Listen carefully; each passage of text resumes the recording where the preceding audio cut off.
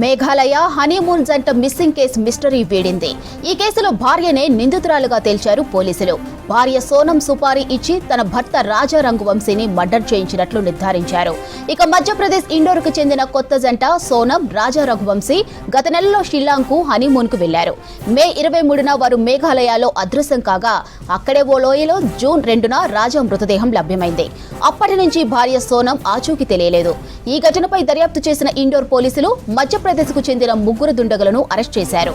మృతుడి భార్య సోనం తమకు సుపారీ ఇచ్చి రాజా రఘువంశీని హత్య చేయించినట్లు 3 నిందితులు పోలీసుల ముందు ఒప్పుకున్నారు. సోనం కూడా పోలీసుల ముందు లొంగిపోయింది.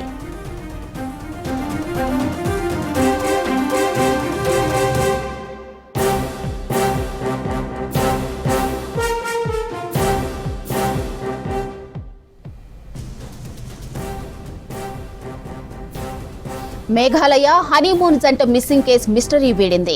ఈ కేసులో భార్యనే నిందితురాలుగా తేల్చారు పోలీసులు. భార్య సోనం సుపారీ ఇచ్చి తన భర్త రాజా రఘువంశీని మర్డర్ చేయించినట్లు నిర్ధారించారు.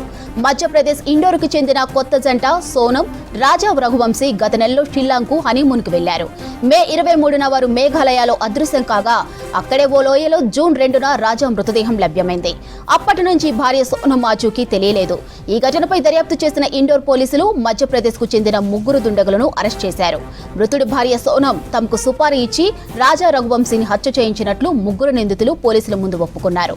ఇక సోనం కూడా పోలీసుల ముందు లొంగిపోయింది.